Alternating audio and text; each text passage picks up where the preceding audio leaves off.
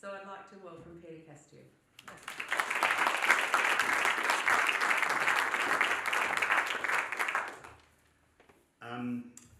Thanks, Pam, and thanks, John. It's quite clear why I'm number 2 and he's number 1. That's really easy to see.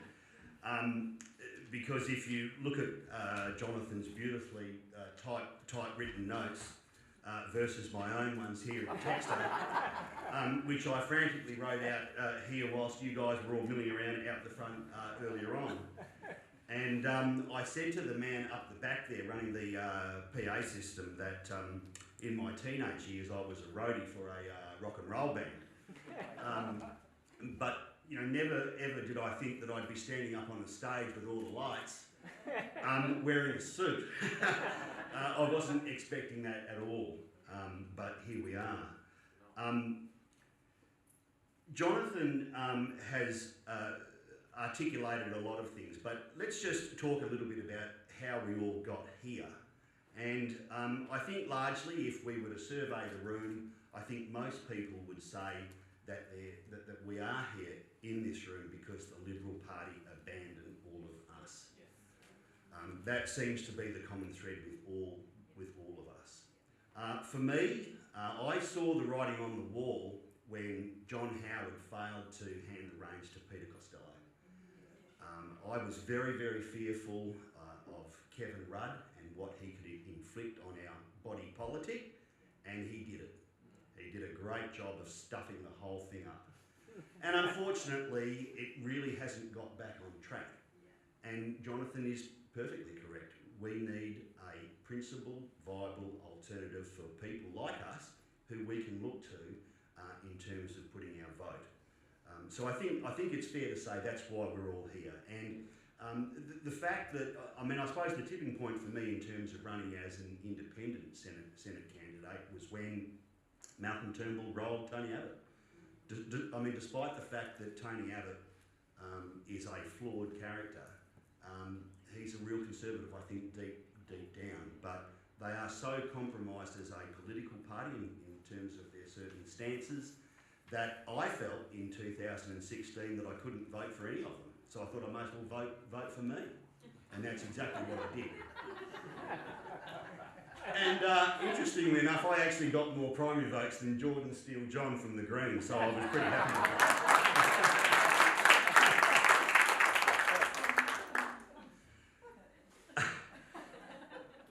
I also briefly flirted with One Nation. And this was at the time when Rod Cullerton was had all sorts of issues over his election to the Parliament in 2016, and ultimately he was turfed out under Section 44.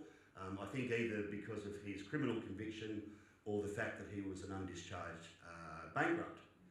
And it's not lost on me, and I'm sure it's not lost on many of you who do pay attention to these things, that Rod Cullerton has successfully nominated again, despite the fact that he's an undischarged bankrupt, which is just extraordinary. But apparently if you fill out the form and you sign the stat deck to say that you're all good to go and you hand over your $2,000, you can get in and you can be on the ballot paper.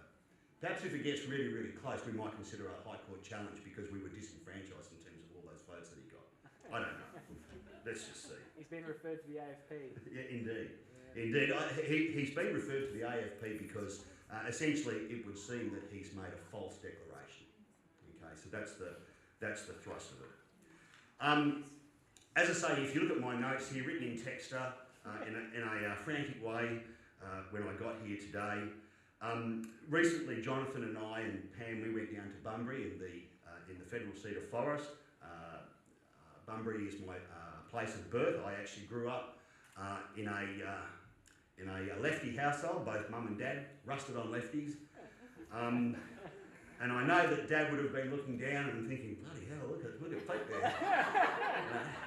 But there you go. And one of the people that actually came along to that meeting ultimately did a bit of a review, and he actually described it as the Crabtree and and Custard, which is my nickname, the Crabtree and Custard Fantastical Journey to the Federal Seat of Forest. And he felt that I actually brought a little bit of fire and brimstone to the room, and if that's the label that gets attached to me, I'm quite comfortable with that.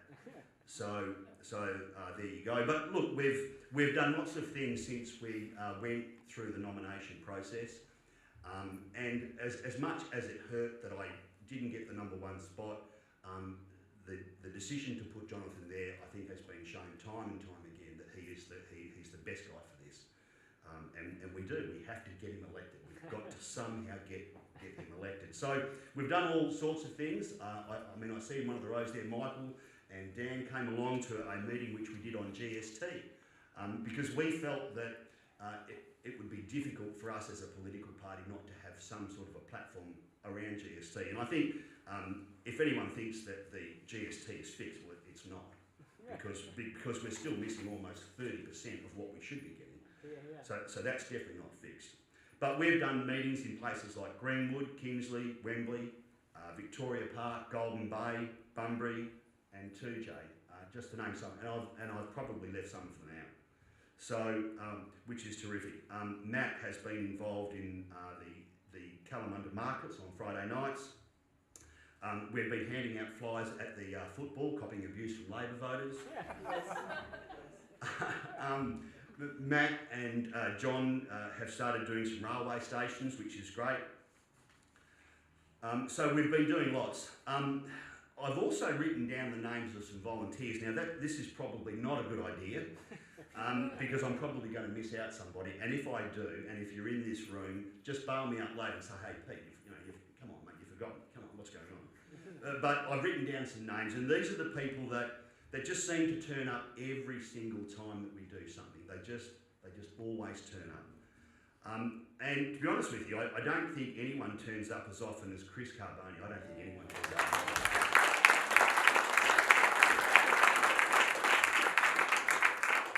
And then in no particular order, okay, this is no particular order. We've got Naomi, we've got Granny Jude, we've got Steve, we've got Talitha, we've got Helen, Barry, the 2 Ricks, Lee, Dominic, Rob, Eugene, Clayton, Heather, Adrian, Jim, Michael, Hanu, and the list goes on. So all of those people, thank you so much for your efforts.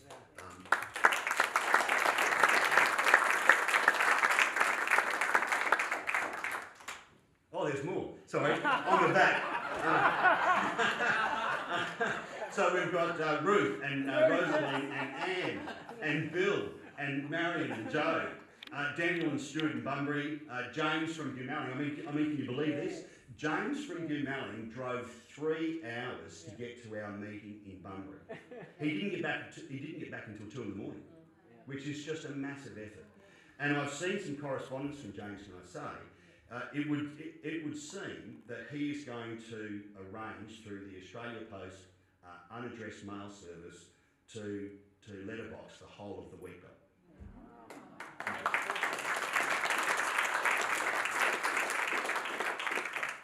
And you never know who's in the room, so then it was Dave from Bunbury, because I can't see with all the lights. And we've got Andrew, David and Terry all from Brand who are doing their stuff down Rockingham Way and Mandurah Way, which is just terrific. So that's great. We've had some fantastic donors too, can I say. Now, there may well be others that I'm not familiar with. There are certain things that a #2 candidate is not privy to, so Jonathan would know this. But there is one particular individual, Jeff from 2J. Now, Jeff is an individual who I met in very unlikely circumstances on a centre-right blog. Met online. Online. And I reached out to those people on that particular blog, and I put my email address there, and before I knew it, Jeff contacted me saying that he wanted to contribute to the party. And I was very, very keen for that donation not to be diluted across Australia. I wanted it to be specific for Western Australia. And I gave Jeff my address, and much to my surprise, without even meeting the guy, he didn't know me other than he used to know me as Custard on the blog. He sent a cheque to the Australian Conservatives WA for $2,500.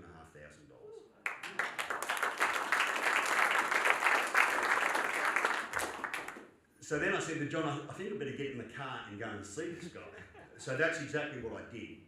And much to my surprise, about 3 or 4 weeks later, another cheque for $2,500 arrived. Wow, all of a sudden he's the $5,000 man. And then I went back there again to 2J because he said that he was going to make sure that our flyers went into every single PO box and letterbox in the whole of the 2J area. I took the flyers out. He said, Pete, can you tell me how much it's going to cost to send the flyers to all the people in York, which was about $260, because he said, I'll send you a cheque for that too. So I was thinking that we'd get a cheque for about $265 so we could do York. Another cheque for $2,500 arrived, which is just fantastic. I got a text from my brother the other day in Bunbury, and he donated $1,000. And I know that the people who are our landlords at work have donated $500 and others. I think I've been involved in raising more than $10,000 towards the thing, and I'm very, very proud of that. And I think it's massive that these people are putting their hard-earned money towards our political cause. The Australian Conservatives has a phone app, which I think you've all seen on your phone. And interestingly enough, the number one person who's actually contributed to that phone app is a Western Australian. So there's a leaderboard of people who have shared the social message of the Australian Conservatives, and he's from Western Australia. His name is Daniel Venables, and he's first by a long way. In fact, he's killing everybody else. He is number one with a significant margin, so that's terrific. To the best of my knowledge, around 150,000 flyers have been distributed so far. And we've got at least that many again that we still have to try and get out there if we can. So I know that Jonathan will be giving me some tasks to do because what you've got to remember is Jonathan has made the ultimate sacrifice. He's quit his job. The guy doesn't have a job right now other than doing this, and I think that is a massive sacrifice, and I think he deserves a round of applause.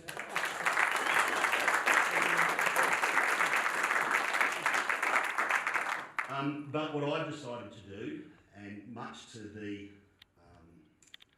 annoyance of my boss, even though I sold a caravan today, and that's so I'm sort of in the good books for that, but I'm on leave now for 3 weeks. I deliberately allowed my leave to accrue and accrue and accrue, and I've got plenty of leave up my sleeve, so I will be working for this political party 7 days a week, 12 hours a day between now and polling day, because Jonathan's right, we cannot die wondering. We just have to do this. We don't want the Clive's, I don't know, the bloody fat bastard party beating us. We just don't. And I think it's galling when you see that guy throwing his money around and he's not grounded in any form of principle like we are. So let's not let him win. Yeah, let's just really just roll straight over the top of that guy. But look, that's what we have to do. As I say, that's my notes. That's the way that I've done it. A little bit of fire and brimstone. That's the way that I roll.